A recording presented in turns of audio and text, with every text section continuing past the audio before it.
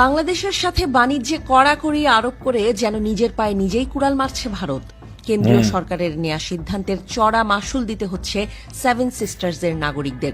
ব্যাপকভাবে ক্ষতিগ্রস্ত বাংলাদেশ লাগোয়া সেই 7 ভারতীয় রাজ্যের অর্থনীতি।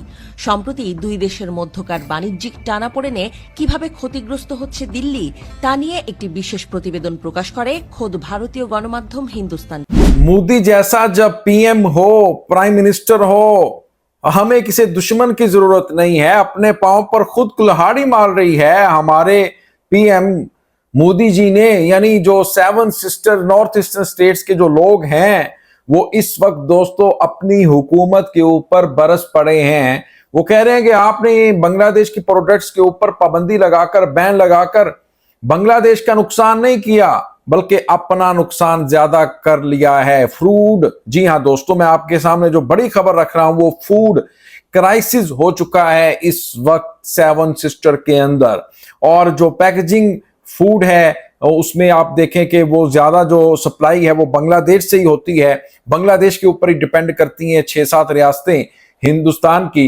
वहां पर अब फूड क्राइसिस हो चुका है बहुत ज्यादा और लोग इस वक्त बहुत ही ज्यादा तकलीफ में मुब्तला हैं और अपनी ही हुकूमत के ऊपर फट पड़े हैं। अस्सलाम वालेकुम दोस्तों, আমি এহসান খান আর আপনারা দেখছেন এহসান খাन यूट्यूब चैनल। आशा करी अपनारा सुबाई वालों आचन। दोस्तों आपको बताएं कि इस वक्त 7 सिस्टर में भूख मरी के हालात हैं। फूड क्राइसिस हो चुका है। वहां पर जो बांग्लादेश से फूड की सप्लाई जाती थी, पैकेजिंग जो फूड होता है वो ज्यादातर बांग्लादेश से ही जाता है 7 सिस्टर में।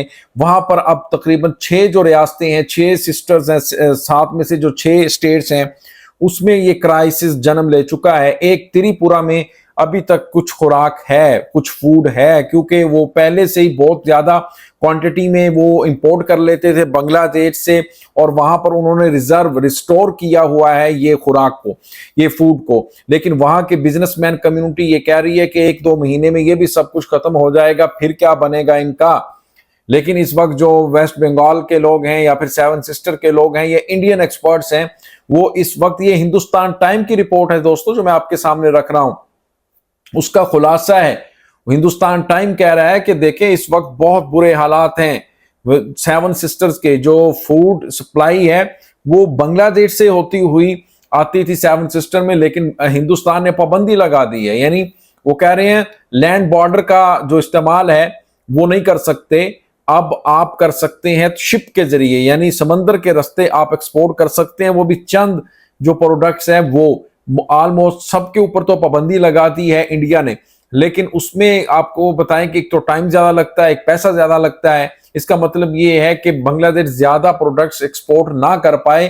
असल में जो इंडिया है वो ये चाहता है, लेकिन अब जो इंडियन है वो कह रहे हैं कि आप बांग्लादेश को प्रेशराइज करने के चक्कर में आप अपना खाना खराब कर रहे हो, आप अपने मुल्क के लोगों को 2 टाइम की जो रोटी से महरूम कर रहे हो। इस वक्त बहुत बुरे हालात हैं, यानी फूड क्राइसिस हो चुका है 7 सिस्टर में दोस्तों। इसी के ऊपर हिंदुस्तान टाइम पर एक बनी रिपोर्ट है, ये यानी बांग्लादेश मीडिया की ये वीडियो है, लेकिन हिंदुस्तान टाइम को उन्होंने कोट किया है। आइए दोस्तों ये वीडियो देखते हैं, फिर हम इसके ऊपर बात करेंगे। जुड़े रहिएगा आखिर तक, इस वीडियो को जरूर देखिएगा। 3, 2, 1 एंड क्यू। বাংলাদেশের সাথে বাণিজ্যে কড়াকড়ি আরোপ করে যেন নিজের পায়ে নিজেই কুড়াল মারছে ভারত। কেন্দ্রীয় সরকারের নেয়া সিদ্ধান্তের চড়া মাশুল দিতে হচ্ছে 7 সিস্টার্সের নাগরিকদের। ব্যাপকভাবে ক্ষতিগ্রস্ত বাংলাদেশ লাগোয়া সেই 7 ভারতীয় রাজ্যের অর্থনীতি। সম্প্রতি দুই দেশের মধ্যকার বাণিজ্যিক টানাপোড়েনে কিভাবে ক্ষতিগ্রস্ত হচ্ছে দিল্লি, তা নিয়ে একটি বিশেষ প্রতিবেদন প্রকাশ করে খোদ ভারতীয় গণমাধ্যম হিন্দুস্তান টাইমস। এতে চলমান সংকটের জেরে আঞ্চলিক অর্থনীতি, ক্ষুদ্র ব্যবসায়ী এবং দিনমজুরদের লোকসানের বিষয়টি তুলে ধরা হয়। আকারে আয়তনে জনসংখ্যায় বহুগুণে বড় হলেও বাস্তবে অনেক ক্ষেত্রেই বাংলাদেশের উপর নির্ভরশীল প্রতিবেশী ভারত। কয়েকদিন আগেই তৈরি পোশাক সহ বেশ কয়েকটি বাংলাদেশি পণ্য স্থলপথে আমদানি নিষিদ্ধ করে নয়াদিল্লি। নির্দিষ্ট করে বলে দেওয়া হয় 7 সিস্টার্স এবং পশ্চিমবঙ্গের স্থল সীমান্ত দিয়ে এসব পণ্য রপ্তানি করতে পারবে না ঢাকা। আর এখান থেকেই মূল সংকটের শুরু। বাংলাদেশের সাথে 13টি স্থল আর 4টি নৌবন্দর রয়েছে ভারতের উত্তর পূর্বাঞ্চলীয় রাজ্যগুলোর, যার মধ্যে সবচেয়ে ব্যস্ত ধরা হয়ে থাকে আসাম, ত্রিপুরা, মিজোরামের স্থলবন্দরগুলোকে। বাংলাদেশে তৈরি কাঠের আসবাবপত্র কিংবা প্লাস্টিক পণ্য, সিমেন্ট, তুলা, এমনকি মাছ সহ বেশ কয়েকটি খাদ্যপণ্যের ব্যাপক চাহিদা রয়েছে উত্তর পূর্ব ভারতে। বাণিজ্যে বিধিনিষেধ আরোপের আগে প্রতিদিনই গড়ে এসব পণ্যের বড় বড় চালান রপ্তানি করা হতো রাজ্যগুলোতে। তবে বর্তমান প্রেক্ষাপটে এসব পণ্য অনেকটা পথ ঘুরে 8 থেকে 10 দিন অতিরিক্ত সময় নিয়ে রপ্তানি করা হচ্ছে ভারতে। হিন্দুস্তান টাইমসের দাবি, এর ফলে চড়া দাম গুনতে হচ্ছে ভারতীয় ভোক্তাদের। শুধু তাই নয়, সীমিত হয়ে যাওয়া আমদানি রপ্তানি কার্যক্রমে ভাটা পড়েছে সেভেন সিস্টার্সের ব্যবসায়ীদের কপালে। ভারতীয় গণমাধ্যমটির দাবি, চলমান সংকটের জেরে 10,000-এরও বেশি ব্যবসায়ী প্রত্যক্ষ কিংবা পরোক্ষভাবে ক্ষতিগ্রস্ত হচ্ছেন। এছাড়াও ব্যাপক লোকসানের সম্মুখীন হচ্ছেন এসব রাজ্যের ট্রাক মালিক, চালক, দিনমজুরেরাও, এমনটাই বলা হয় হিন্দুস্তান টাইমসের প্রতিবেদনটিতে। প্রতিবেদনে দাবি করা হয়, সবচেয়ে খারাপ অবস্থা বিরাজ করছে আসামের সুতারকান্দি স্থলবন্দরে। একসময়ের ব্যস্ত বন্দরটি এখন পরিণত হয়েছে প্রায় জনমানব শূন্য সীমান্তে। গণমাধ্যমটি বলছে, বন্দরটিতে আগে যেখানে একজন শ্রমিক দৈনিক 500 থেকে 750 রুপি অর্জন করত, সেখানে বর্তমানে মাত্র 1 থেকে 150 রুপির মুখ দেখছেন শ্রমিকরা। একই চিত্র মেঘালয় সীমান্তে। প্রতিবেদনটির তথ্য অনুযায়ী বাণিজ্য বন্ধের কারণে মাত্র 5 দিনে 2.5 কোটি রুপিরও বেশি রাজস্ব হারিয়েছে মেঘালয়। বন্ধ হয়ে গেছে রাজ্যের অন্যতম ব্যস্ত স্থল শুল্ক স্টেশন ডাউকি থেকে কয়লা, বোল্ডার পাথর এবং চুনাপাথর রপ্তানিও।